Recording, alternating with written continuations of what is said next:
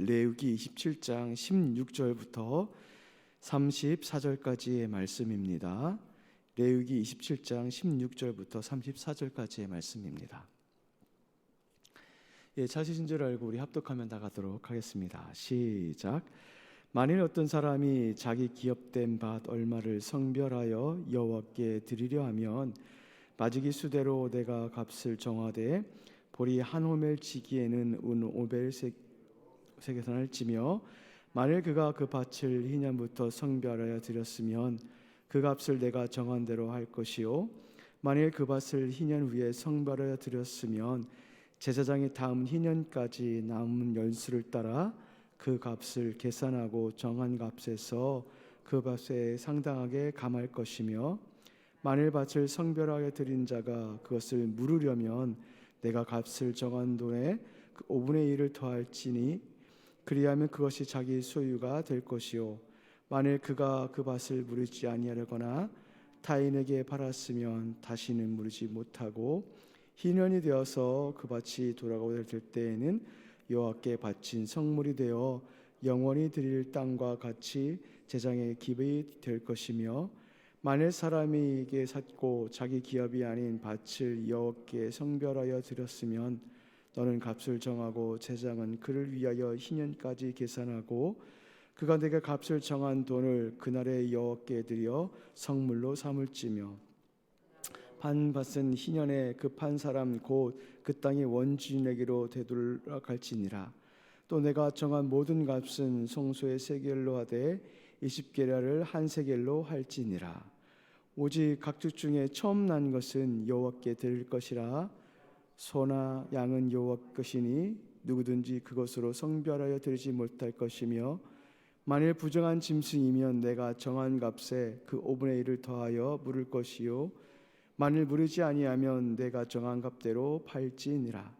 어떤 사람이 자기 소유 중에서 오직 여호와께 온전히 바친 모든 것은 사람이든지 가축이든지 기업의 밭이든지 팔지도 못하고 물으지도 못하리니 바친 것은 다 여호와께 지극히 거룩함이며 온전히 바쳐진 그 사람은 다시 물으지 못하나니 반드시 죽일지니라.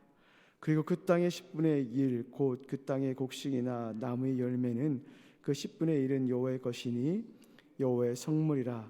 또 만일 어떤 사람이 그 11조를 물으려면 그것에 5분의 1을 더할 것이요 모든 소나 양의 11조는 목자의 지팡이 아래로 통과하는 것의 10번째 것마다 여호와의 성물이 되리라. 그 위에를 가리지나 바꾸면 둘 다 거룩 다 물지 못하리라.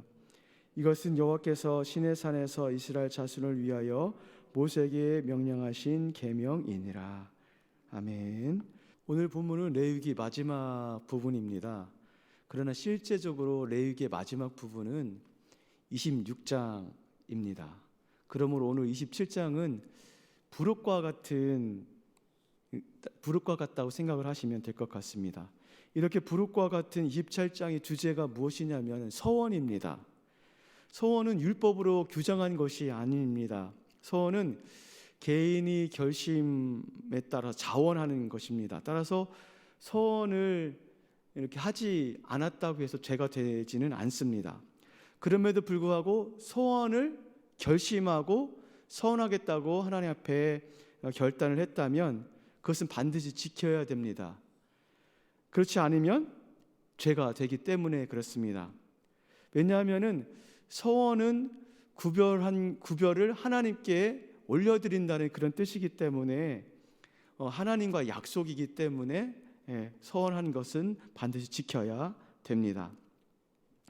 이렇게 서원한 것은 이스라엘 백성에게 규정하고 이렇게 서원한 것을 규정하는 그 이유가 있을 것 같습니다. 제가 약 3가지 정도를 생각해 봤는데 첫 번째는 무엇이냐면 단순 변심을 막기 위해서 서원의 규정을 하신 것 같습니다. 그 사람은 처음 먹었을 때의 마음과 막상 드릴 때의 마음이 약간 다른 것 같습니다. 그런 차이가 있기 때문에 그 변심을 막기 위해서가 첫 번째인 것 같고요. 두 번째는 무엇이냐면 이 서원이 하나님께 약속한 것이기 때문에 매우 중요하다, 중엄하다는 것을 알려주기 위함인 것 같습니다. 우리는 하나님과 이렇게 약속을 하고 자원해서 임의적으로 약속을 합니다. 그런데 그렇다 치더라도 그 약속을 지키지 않으려고 하는 또 마음이 한편에 있는 것을 볼 수가 있죠. 그런 것들이 발생을 하죠.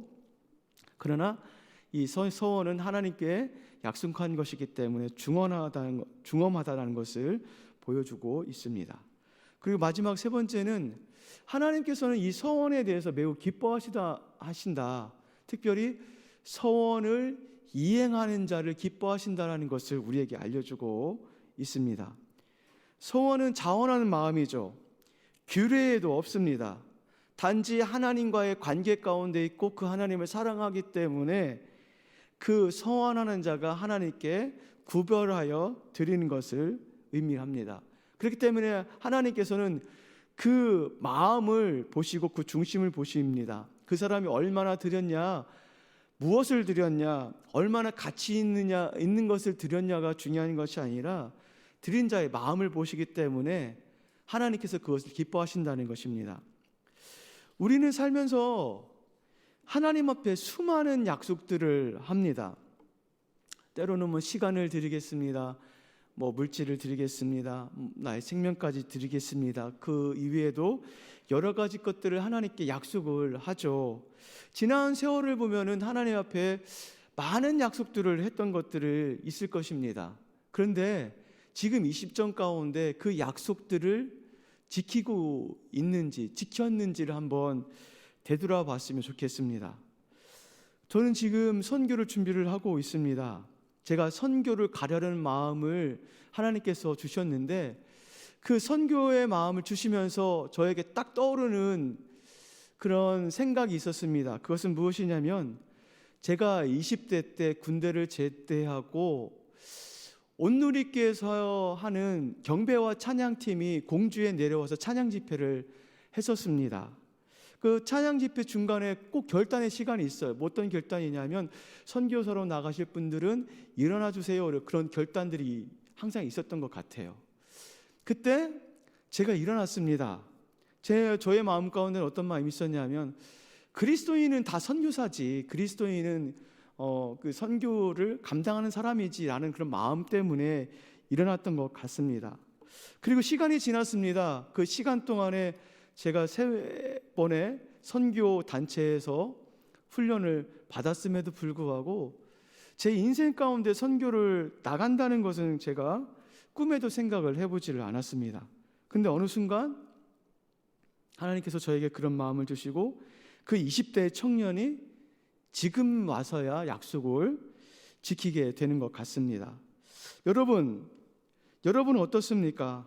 하나님은 하나님의 백성들에게 약속한 것을 반드시 지키시는 분이십니다.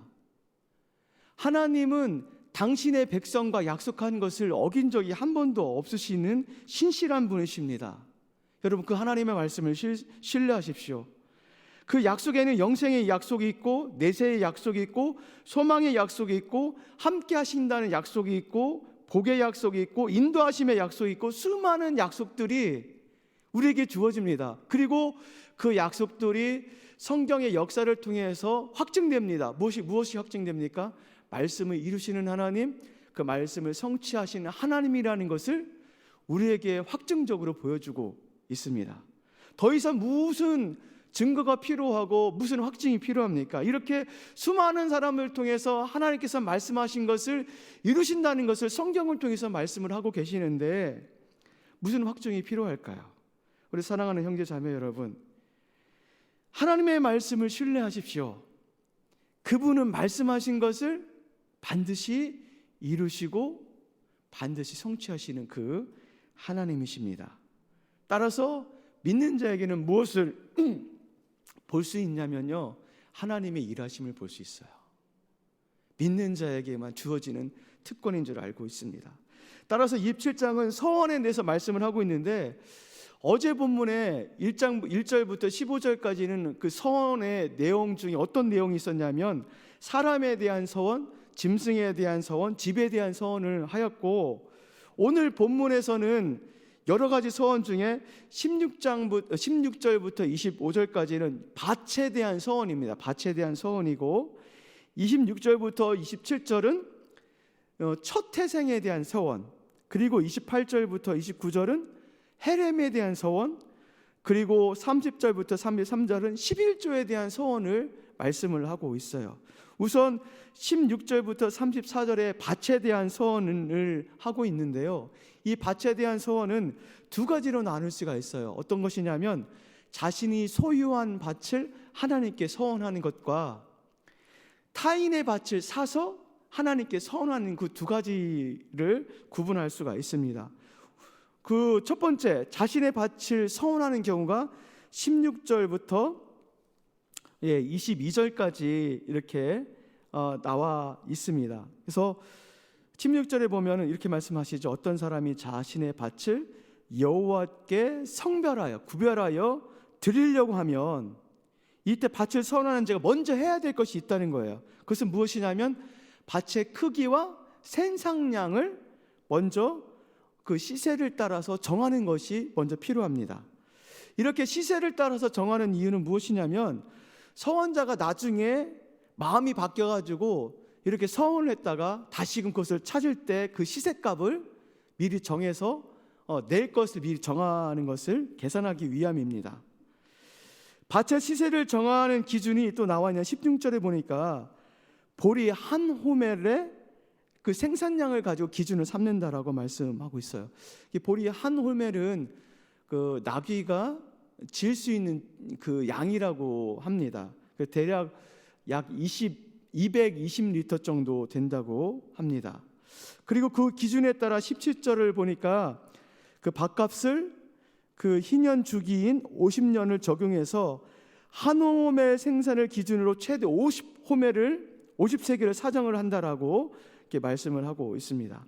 그리고 18절부터 19절은 만일 주인이 희년이 되기 전에 밭을 물으고 싶다면 희년까지 몇 년이 남은지를 계산하고 그 상전에게 20%를 추가해서 지불을 해야 된다. 다시 말하면은 서원자가 봉헌하고 마음이 바뀌면 되찾을 때 약 20%의 값을 더 지불하고 되찾을 수 있다라고 지금 말씀을 하고 있습니다. 그리고 21절에는 만일 밭을 무르지 못한 채 희년을 맞게 된다면 그 밭을 영원히 하나님 앞에 성전에 바쳐야 된다라고 말씀을 하고 있습니다. 여기서 우리는 한 가지를 생각을 해봐야 되는데 무엇이냐면 하나님께서 이스라엘 백성 가운데 땅의 규정을 주셨을 때요, 땅은 함부로 매매하거나 함부로 팔 수가 없습니다. 심지어 누구에까지 팔 수 없냐면 타 지파, 자기 지파 안에서만 땅을 매매하거나 팔 수 있고, 다른 지파, 이스라엘 민족 가운데 있을지라도 다른 지파의 경우는 땅을 매매하거나 팔 수가 없습니다. 그렇다면 하나님께서 왜 땅을 이렇게 같은 민족이라 할지라도 지파가 다르면 땅을 매매하지 못하게 했을까요?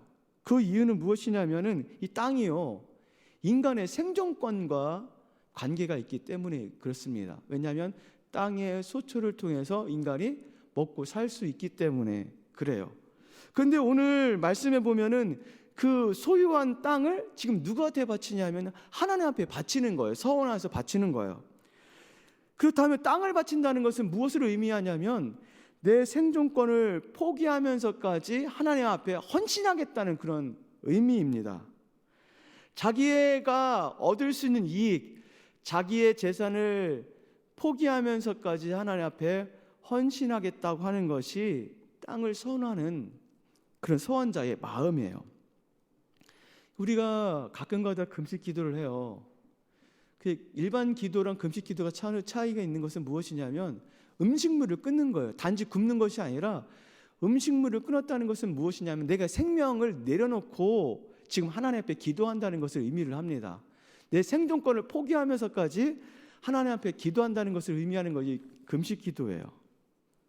지금 땅의 생존권을 포기하고 하나님 앞에 헌신하겠습니다 라고 하는 것이 이 땅의 서원을 의미를 합니다. 우리 사랑하는 성도 여러분, 우리의 생존권이 어디 있을까요? 우리 이 땅에 살고 있는 모든 사람들의 생존권이 어디 있을까요? 돈에 있을까요? 돈에 많고 적음에 있을까요? 돈이 아무리 많으면 뭐예요? 지금 코로나 하나도 막지를 못하고 있는데, 돈이 건강을 지켜줄 수 있을 수도 있습니다. 그러나 그 돈이 온전히 건강을 지켜주지 못합니다. 제가 이번에 한 3주 전에 코로나를 겪었어요. 코로나를 겪으면서 그 약을 주잖아요. 약을 먹는데도 이게 호전이 되지를 않아요. 나중에는 그 소화 기능이 없어서 소화가 되지 않는 거예요. 그래서 제가 어느 정도 지나가지고 몸을 좀 기력을 좀 회복시키고 싶어가지고 좋은 것을 막 먹었어요. 막 집에서 막 사서 이렇게 먹었어요. 먹는데 중요한 것은 소화력이 없으니까 소화를 못 시키는 거예요. 아무리 좋은 것을 먹으면 뭐예요? 소화 기능이 없는데. 하나님께서 우리에게 몸을 지킬 수 있는 그 세포와 기능과 그 능력을 주시지 아니하면 아무리 좋은 것을 먹어도 안 되는 거예요. 인간이 살 수 있는 것, 그 생존권이요, 우리에게 있는 것 같이 보이고 다른 것에 있는 것 같이 보이고 어떤 돈에 있는 것 같이 보이는데 사실 그렇지 않다는 것을 우리는 너무나 잘 알고 있습니다. 누구한테 계십니까?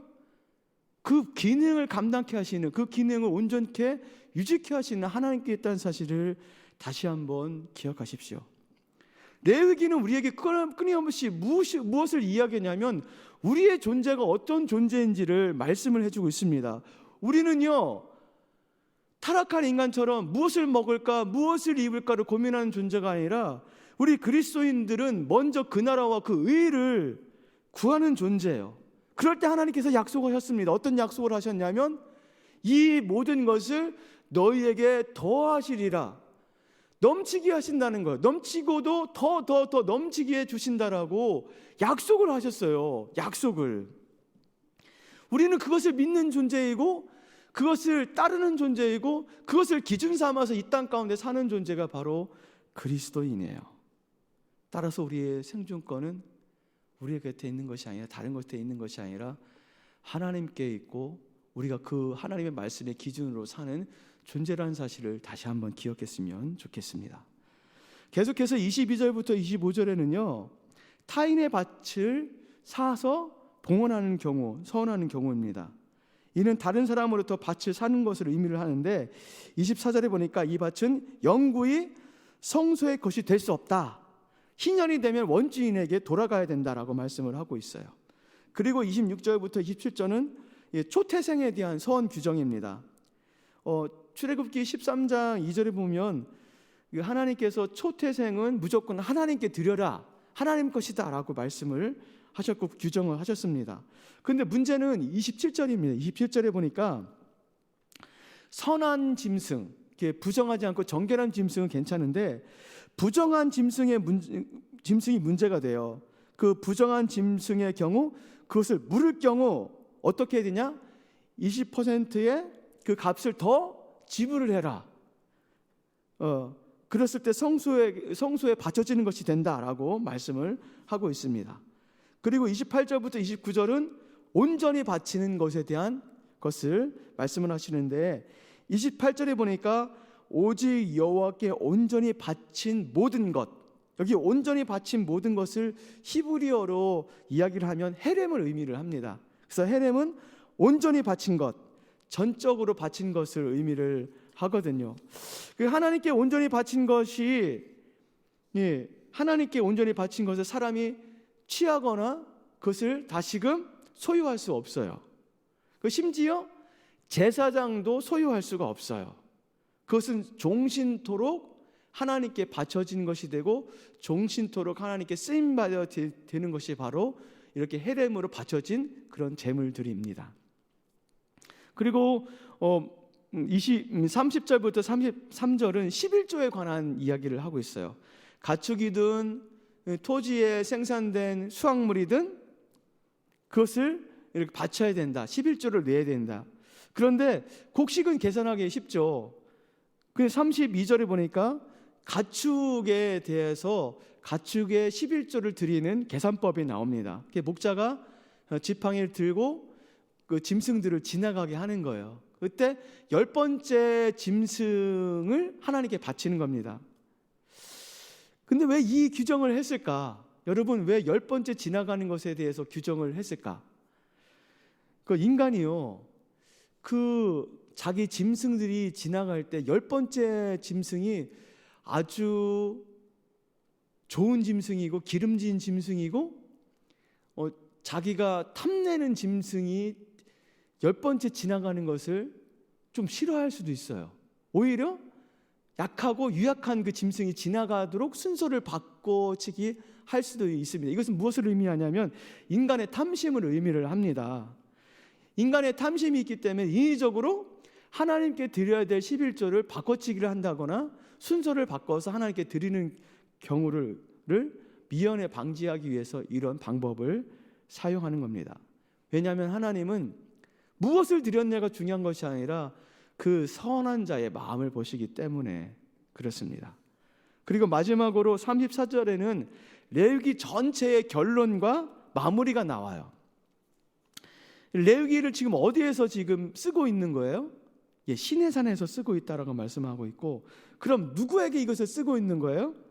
이스라엘 백성에게 쓰고 있는 거고, 왜 쓰고 있는 거예요? 이스라엘 백성을 위해서라고 말씀을 하고 있습니다. 이 레위기를 쓰는 이유가 이스라엘 백성을 위해서예요. 다른 사람을 위한 것이 아니라 하나님과 언약 관계를 맺고 있는 그 백성을 위해서 쓰고 있다는 것을 지금 우리에게 알려주고 있어요. 하나님께서 하나님의 백성과 관계를 맺고 그 거룩한 백성이 된 그 사람들에게 지금 이 레위기를 쓰면서 그 거룩한 백성답게 사는 방법을 알려주시고, 그 방법대로 살 때에 영생이 있고 그 방법대로 살 때 영원한 생명을 얻을 수 있다는 것을 지금 말씀을 해주고 있습니다. 따라서 이 땅 가운데 그리스도인으로서 하나님의 백성으로 백성답게 살 수 있는 기준은 딱 한 가지예요. 다른 기준이 아니라 말씀입니다. 말씀으로 나를 보고, 말씀으로 세상을 분별하고, 말씀으로 세상의 것들이 들어오지 않도록 막는 것이 바로 말씀입니다. 그렇게 구별된 존재가 우리라는 사실을 기억하면서 그 하나님을 찬양하며 그 하나님의 백성답게 살아가는 남산의 모든 지체 여러분 되길 주님의 이름으로 축원을 드립니다.